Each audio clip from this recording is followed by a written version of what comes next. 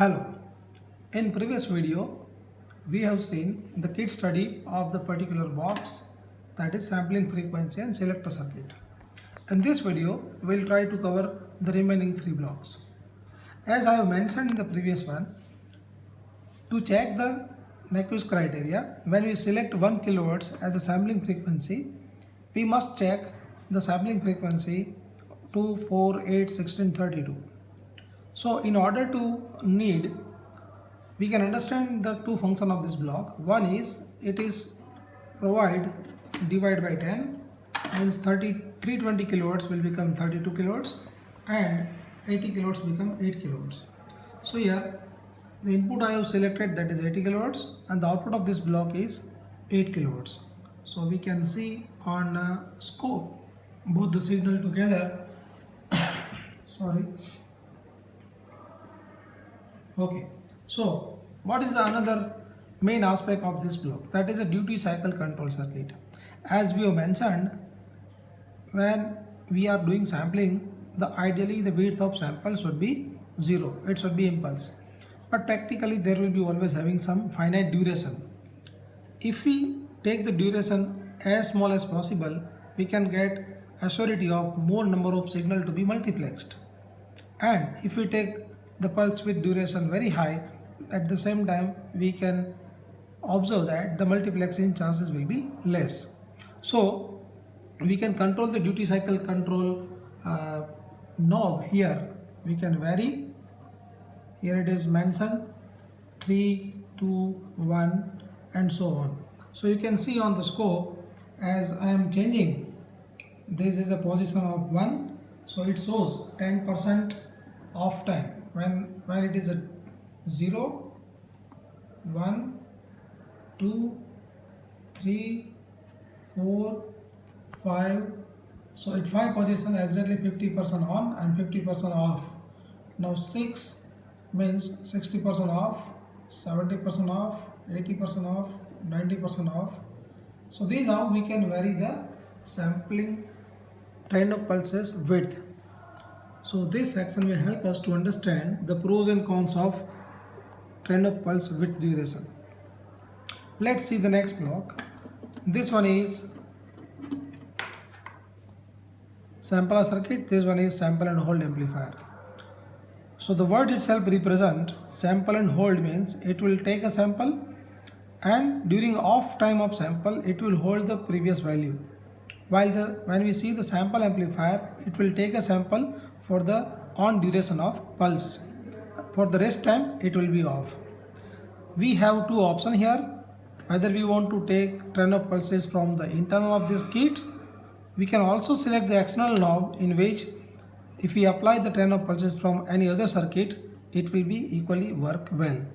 So we will choose here right now internal mode, and for the input which we are connected 1 kHz sine wave to the signal input, we would like to see what is the difference between sample output and sample and hold output.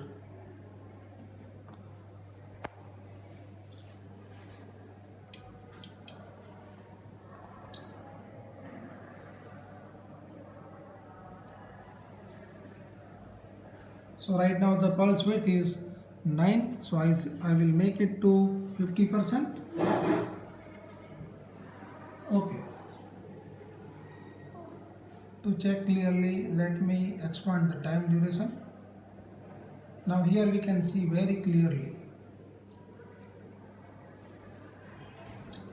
The upper one is output of sample amplifier and the lower one is the output of sample and hold amplifier of the same input and same trend of pulses.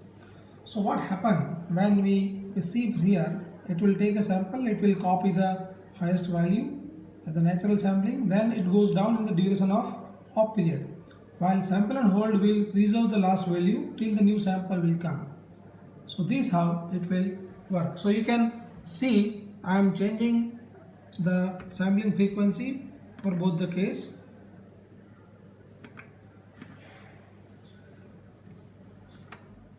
So this can show very clearly, and I will change the duty cycle. Okay, so normally the question may arise, where the sample and hold circuit works. Mostly in the receiver side, when we again demultiplex our signal, we will do the sampling.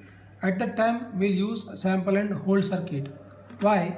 Because there is no application of multiplexing once we receive the signal, but there is a meaning of energy.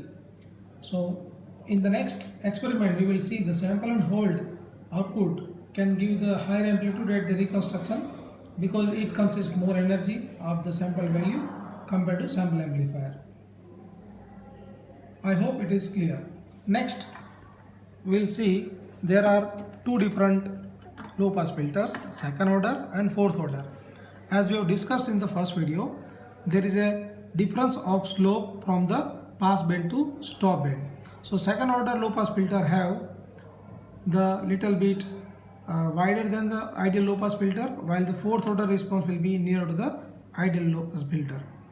So to understand the basic of low pass filter, right now I will try to give two different frequency. One is 1 kilohertz and another is 10 kilohertz square wave. So before I apply two signal, let me show you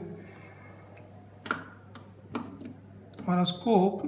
This is the input, yellow is the input and the violet is the output of filter. So right now I applied 1 kilohertz sine wave, so input and output we can see because it is a low frequency. If I apply 10 kilohertz only as an input, you can see in the scope the output is nil.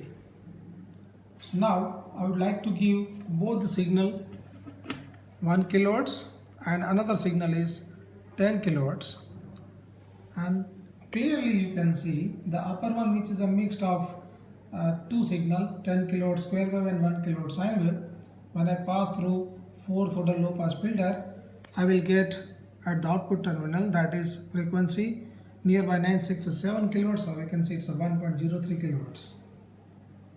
At the same time, if you want to see the difference between second order and fourth order, so similar input I will apply to second order also. What will be your guess? What will be the difference between the response of second order and fourth order? So let's see. The yellow one is a response of second order and the violet one is a response of fourth order. So this is the output of filter.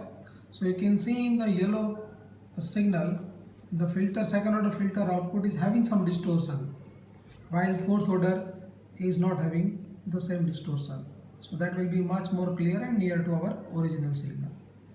So this is about case study. I hope now it is clear each and every part of this kit of sampling and reconstruction trainer. So I hope you will enjoy the actual experiment when we will perform it the next time, because we can vary many things and we can see the output. We can vary sampling frequency, we can vary trainer width of pulse, so that is a duration. We can vary the sample and hold, we can vary the filters, and we can have very good conclusion. All the best. Thank you.